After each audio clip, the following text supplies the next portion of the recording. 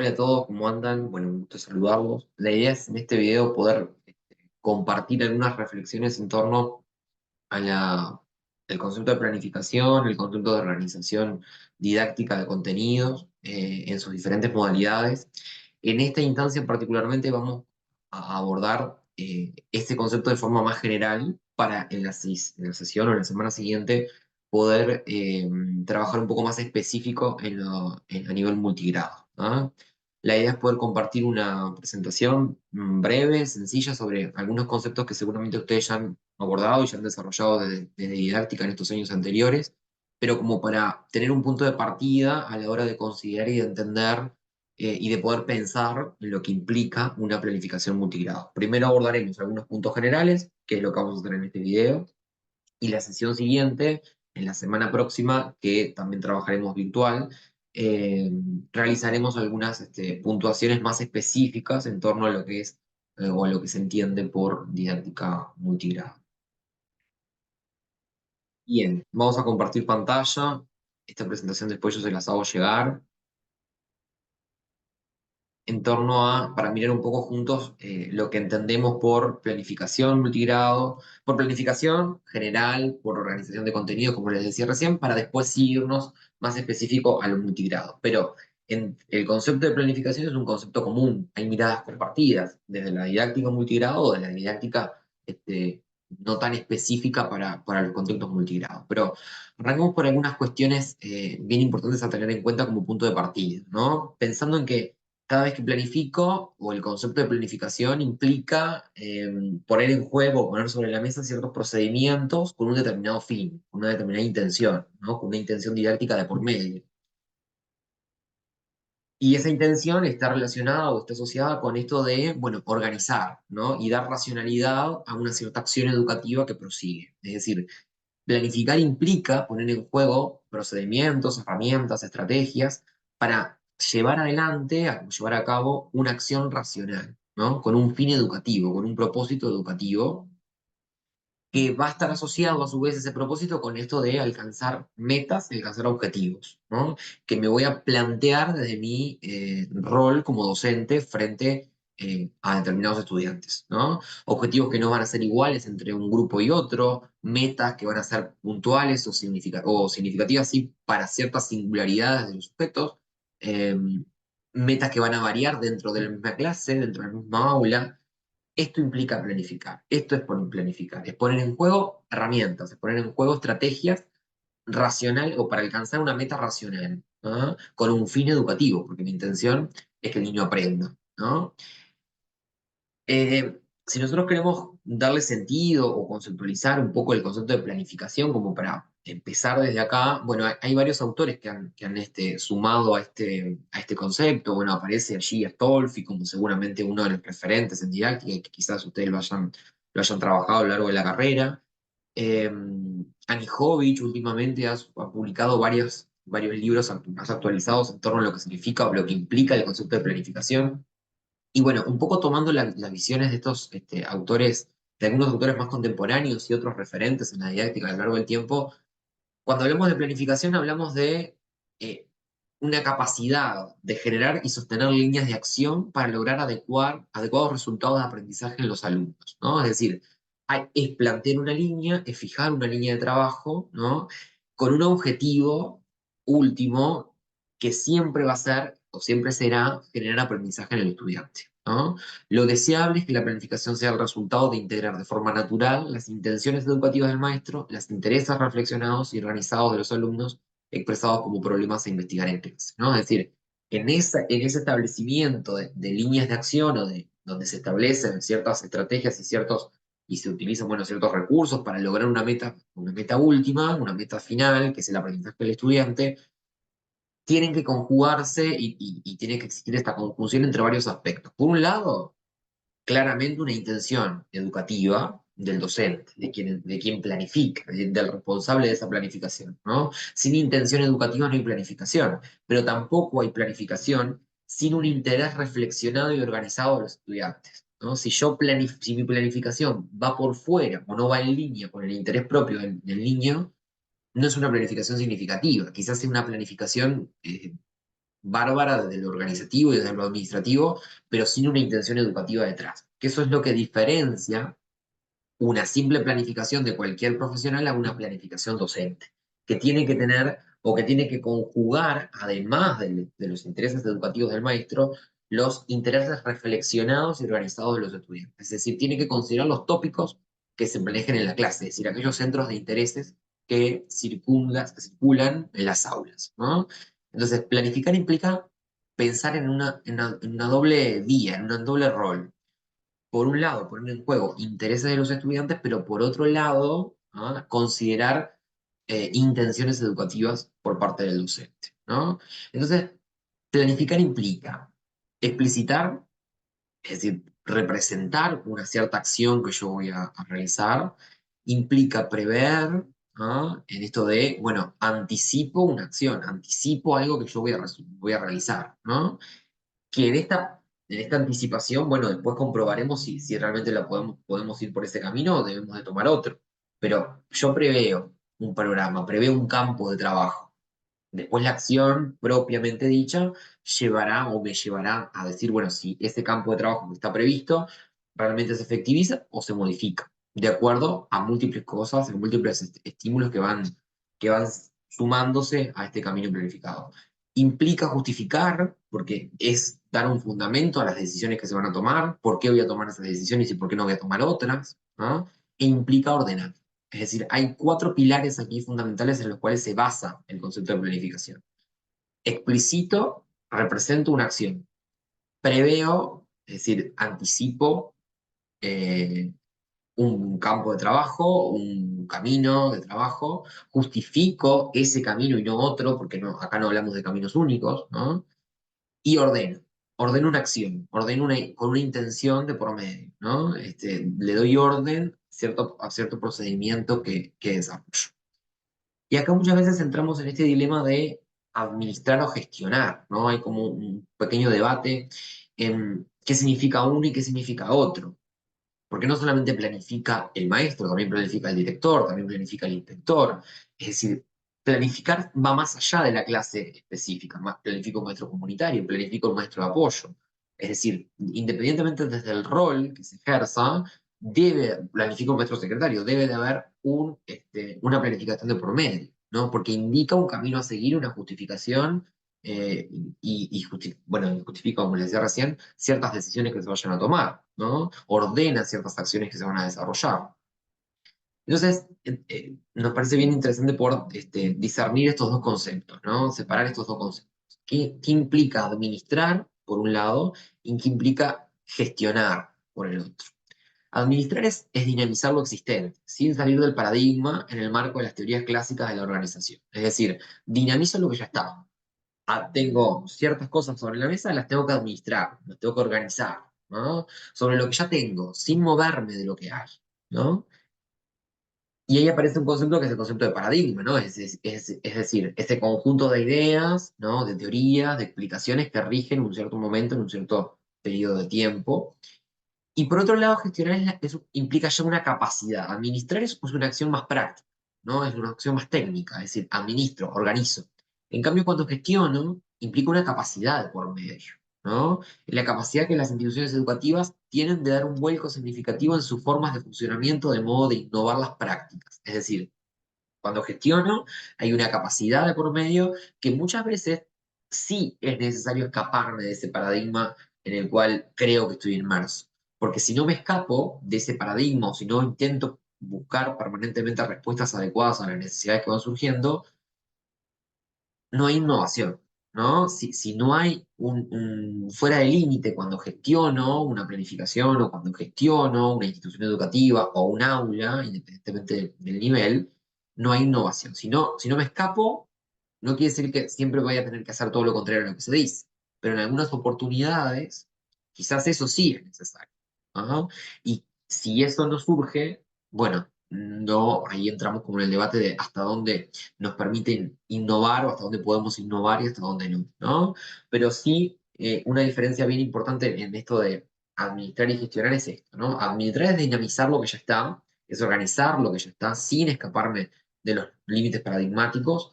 En cambio, gestionar implica una capacidad de dar un sentido a la institución según las necesidades que van surgiendo. Implica análisis, implica reflexión, ¿no? Cuando planifico, no solamente planifico para la clase, organizo mi planificación diaria y nada más, ¿no? También planifico de forma anual, también me fijo objetivos que abarquen un mayor periodo de tiempo de lo que implica una planificación diaria. Me imagino que ustedes lo estarán haciendo, estarán elaborando algún proyecto, habrán elaborado alguna secuencia o estarán haciéndolo en ese momento. Es decir, esto también es planificar, esto también es organizar, es dar sentido a lo que estoy diciendo, o lo que estoy haciendo, es fundamentar mis acciones. Entonces, para pensar en un proyecto institucional, muchas veces pasa que ustedes se reciben en el día de mañana y se van a trabajar en una escuela rural y quizás la gran mayoría de las escuelas rurales son unidocentes, es decir, hay un solo maestro allí en la escuela encargado de, bueno, funcionar como docente referente a sus estudiantes, pero también van a tener a cargo la escuela, ¿no? Como el director unidocente.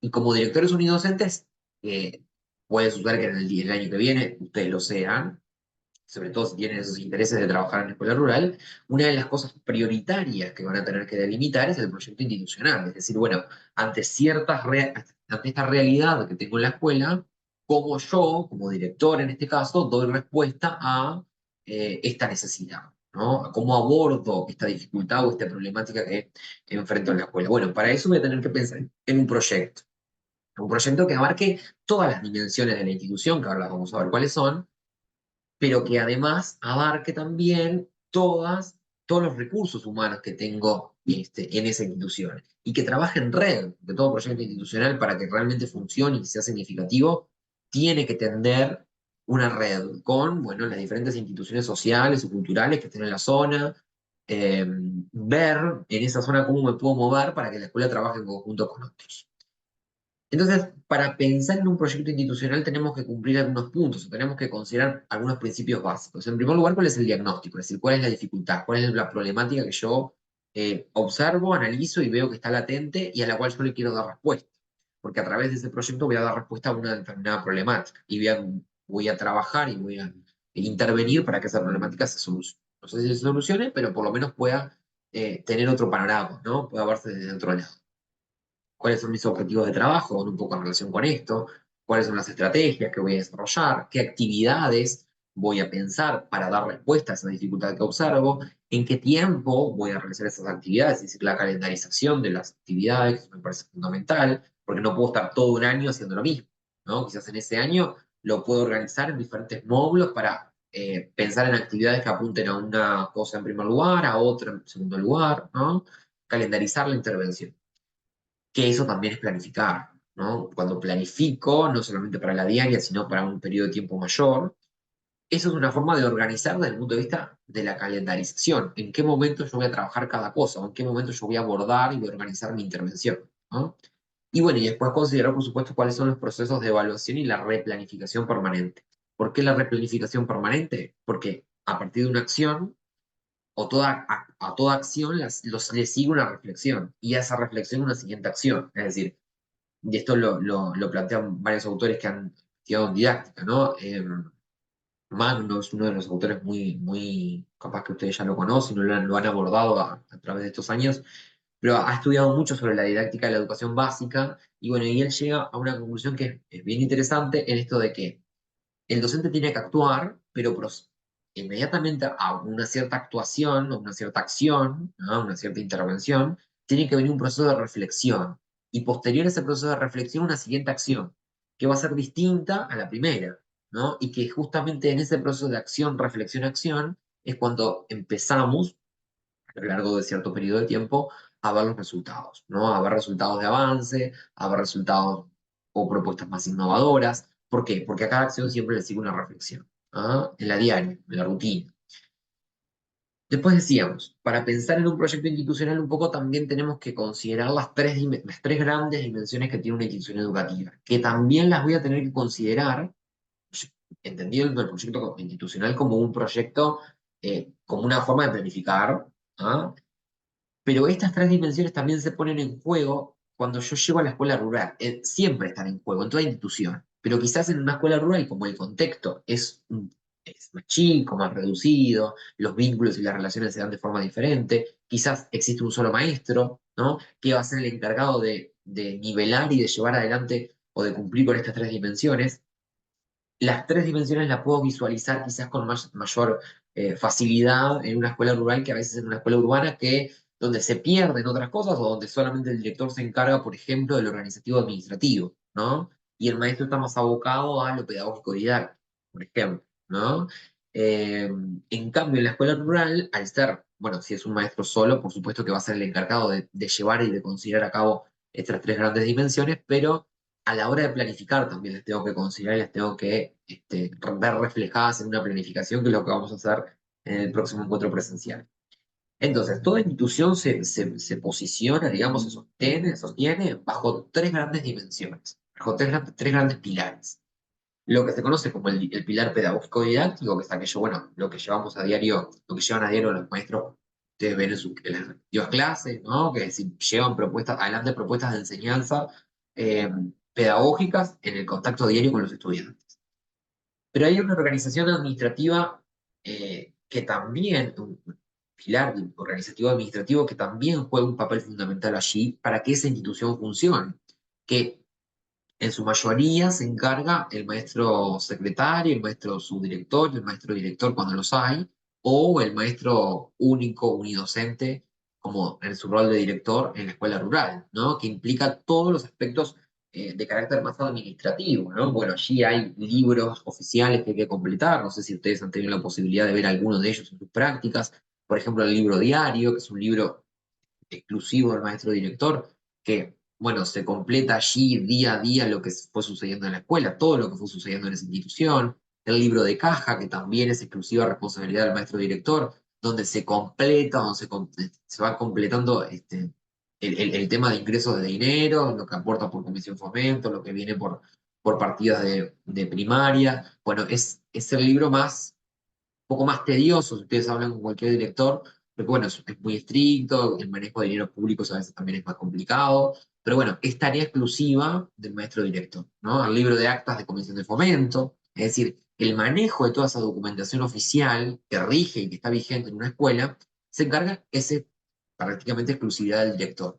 Eso es la dimensión organizativa administrativa, ¿no? Más allá de todo lo otro que gira también en torno a lo organizativo, a cómo se organiza la institución, a cómo se piensa, a que, no sé, los tales chiquilines de tal clase vayan a tal hora al comedor, los otros vayan más tarde.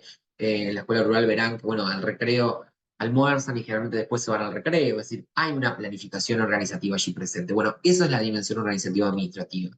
Y por otro lado, una dimensión sociocomunitaria, ¿no? Que está latente y que es necesario considerar y trabajar en conjunto con las familias que siempre que acompañen y que forman parte de esa comunidad educativa. Entonces, en estos tres grandes pilares se centra la escuela, toda escuela, rural, urbana, independientemente del contexto. ¿Ah? La dimensión pedagógica, bueno, implica un poco algunos puntos fundamentales. La formación y la actualización de docentes, implica logros de aprendizaje, visualizar y evidenciar logros de aprendizaje en los estudiantes, repetición y atención a la diversidad, es decir, bueno, considerar las singularidades propias de cada sujeto, los modelos pedagógicos didácticos que se implementen, ¿no? ¿Qué directrices se dan en el proyecto institucional para después eso llevarlo o abocarlo a la clase, la continuación de los proyectos institucionales, esto que yo les decía, ¿no? Dar continuidad a esa idea pedagógica que sigue la escuela. La dimensión organizativa implica, bueno, el servicio de alimentación, los tiempos y los espacios, el mobiliario y la implementación que se utilice, la organización y uso de bibliotecas, materiales didácticos, tecnologías, aspectos edilicios y uso y organización del predio, ¿no? Es decir, son como algunos aspectos que forman parte o que están dentro de cada una de las dimensiones. Y dentro de la dimensión sociocomunitaria, bueno, generar las redes interinstitucionales entre las diferentes instituciones que están en una zona, el involucramiento de las familias, comisión fomento y el consejo de participación, ¿no? Que esto del consejo de participación, no sé si hoy por hoy está funcionando en su idea madre, digamos, pero sí la comisión fomento es un aspecto claro de que la familia tiene que estar presente en la escuela y eso hace, o desde allí se forma y se piensa lo que se conoce como la dimensión sociocomunitaria. ¿Ah? Eh, del proyecto institucional al áulico, es decir, bueno, cuando planificamos, que es un poco la idea de esta mini clase, pensamos en diferentes niveles de planificación, no solamente el concepto de planificación diaria, sino, bueno, como decíamos anteriormente, pensamos en proyectos institucionales que se vean abocados después o que haya una continuación después hacia proyectos áulicos, ¿no? Es decir, bueno, ese proyecto institucional se va a desglosar o se va a lograr llevar a cabo si cada clase piensa un proyecto que permita bajar ese proyecto macro a un proyecto más específico de acuerdo a los niveles y a las particularidades de esa clase. Y bueno, y todo ese proceso implica concretar logros de aprendizaje, ¿no? Implica, sí, jerarquizar ciertos conceptos, ciertas ideas, pero con el objetivo final de lograr o de generar logros de aprendizaje, ¿no? Y en todo proyecto áulico, así como a nivel institucional se piensa un proyecto institucional que, bueno, que dé respuesta a ciertas problemáticas que se evidencian en la comunidad educativa, el proyecto áulico también detecta un problema, también identifica un problema, ¿no? Que puede ir en línea con el proyecto institucional o que puede ser otro problema. Es decir, el proyecto institucional siempre lo voy a tener que desarrollar y lo voy a tener que llevar a cabo, pero el proyecto áulico a veces está en línea con el proyecto institucional o a veces la clase en sí, el grupo en sí, puede tener otras dificultades u otras debilidades u otras necesidades de trabajo y haya que pensar allí otro proyecto de intervención, ¿no? Específico para dar respuesta a esa necesidad puntual. Esto también es planificar. Esto también es poner en práctica acciones y justificar acciones para intervenir de acuerdo a una necesidad latente. Hay un planteo de objetivos específicos, hay análisis de estrategias o líneas de intervención, y bueno, y hay por supuesto una evaluación y una replanificación permanente, ¿no? Bueno, las secuencias didácticas también, eso es planificar, también eso es organizar. Por eso cuando decimos tengo que planificar, no solamente voy a lo diario, la idea es visualizar eso, ¿no? Juntos, que también pienso en otras intervenciones, en otras formas de organizar mi propia planificación, ¿no? Lerner plantea aquí, Delia Lerner, que seguramente es un autor que también han trabajado, eh, un concepto un poco de lo que significa las secuencias didácticas o lo que son las secuencias didácticas. Es una proposición y organización de series de situaciones didácticas que van a plantear obstáculos, que van a poner en cuestión las concepciones previas de los alumnos, de manera tal que se vaya haciendo posible que estas concepciones se acerquen progresivamente a la naturaleza del saber científico. Es decir, organizo intervenciones didácticas, ¿ah? Que van a dar respuesta a ciertos obstáculos que planteen los alumnos, a partir de lo que ya saben, a partir de lo ya conocido, ¿ah? Y bueno, y que desde el aprendizaje previo, desde el conocimiento previo, se pueda avanzar hacia el saber científico, plantea Lerner, ¿no? Que haya un proceso eh, bueno, de aprendizaje continuo y progresivo hacia un saber que está científicamente comprobado, ¿no?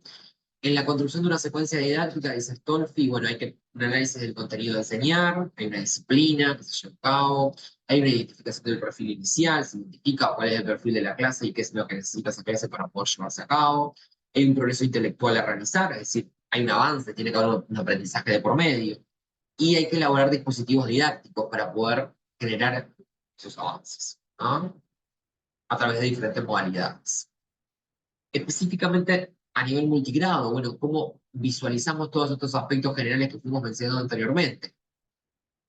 Tiene que haber una organización de los contenidos, tienen que haber secuencias didácticas si yo quiero planificar el multigrado. ¿Por qué? Porque es justamente la concepción del multigrado va por ese lado. Es un mismo contenido, un mismo concepto que se quiere transmitir, una competencia que se quiere desarrollar, pero desde diferentes grados, más en relación, digámoslo así, con el nivel que cada uno está cursando y con, bueno, su perfil cognitivo, con sus posibilidades de alcance de logros, ¿no? Entonces, cuando planifico un multigrado, tengo que tener en claro cómo voy a organizar los contenidos, ¿no? Tengo que tener en claro cuáles van a ser las secuencias didácticas que voy a desarrollar para llevar a cabo esos contenidos. Cómo voy a organizar los tiempos y los espacios. ¿Ah? Cómo voy a organizar, cómo va a ser la organización social de la clase. Cuáles van a ser las relaciones que se van a organizar dentro de la clase. Relaciones interactivas. Y bueno, ¿y cuáles van a ser los materiales y los recursos didácticos? Esto de las relaciones interactivas, bueno, tengo alumnos de sexto y alumnos de primero. Bueno, el alumno de sexto podrá trabajar como tutor en alguna oportunidad con los alumnos de primero, podrá ser referente, el de primero y segundo podrá ser referente en los amigos de inicial, por ejemplo, el de tercero podrá ayudar o al amigo de cuarto, es decir, pensar en cómo van a ser los vínculos sociales dentro de la clase y cómo voy a mover cada ficha que tengo dentro de ese espacio, ¿no? Considerar los tiempos, los espacios y los recursos me parece fundamental en una didáctica multigrado. Tengo diferentes espacios, tengo una multiplicidad diversa de cosas que tengo que poner en juego, ¿no? Eh, y tengo que pensar cómo configurar el aula de forma distinta. Yo después le voy a sacar un material que habla un poco sobre cómo se organizan o cómo se pueden organizar las aulas multigrado, me parece bien interesante. Con qué recursos voy a contar, qué valor tiene cada recurso y qué intencionalidad docente lo continúa, lo consigue. Y bueno, y entender siempre la planificación como una herramienta y no como una carga, ¿no? Como una guía, como algo que puedo escribir en el momento, tachar, corregir, observar. Eso es fundamental. No es un documento intacto que no lo puedo tocar, sino todo lo contrario. Se debe constituir como una guía, una orientación, ¿no? Como algo que puedo tachar y sobre lo que puedo ir y venir, ¿no? Está un poco siguiendo la idea de Limber Santos en este artículo que yo les compartí la semana pasada. Pero entender si la planificación desde ese nivel nos permite, o desde ese lugar nos permite justamente comprender o ayudar, o que realmente sea una guía de ayuda y no una carga para el maestro, ¿no? Bueno, como modalidades de trabajo, así como para hacer también un punteo. Tenemos las unidades, tenemos los proyectos, tenemos los talleres, tenemos diferentes formas de intervenir y de planificar. Cuando hablamos de modalidades de intervención, bueno, hablamos justamente de esto, ¿no? Un plan periódico que incluye ciertas actividades para esa jornada o para esa semana. Tenemos un proyecto a corto, mediano o largo plazo. Tenemos unidades que vamos a llevar a cabo, que vamos a desarrollar, tenemos talleres, ¿no? Que voy a poder desarrollar, centros de interés, cuáles son los tópicos. Eso implica todos esos aspectos los tengo que colocar y los tengo que conocer para poner en juego y para considerar en una planificación. Y como para ir haciendo un cierre a esta primera parte, bueno, a modo de reflexión, los proyectos no son neutros, son viables y pertinentes, responden a una historia, a un presente y apuntan a un futuro posible, se pretenden lograr algo, buscan una estrategia para solucionar un cierto problema, surgen como para dar respuesta a una necesidad, eso me parece bien importante, ¿ah? Y hacer de la escuela un proyecto, es decir, una búsqueda permanente de soluciones y de respuestas efectivas a las necesidades que se van visualizando. ¿Ah? Bueno, por acá la idea, nada, de ver un poco estas reflexiones generales en torno al concepto de planificación. Para la próxima sesión, ahí sí, irnos y abocarnos más a lo específico de cómo planificar a nivel multidisciplinario. Muchas gracias.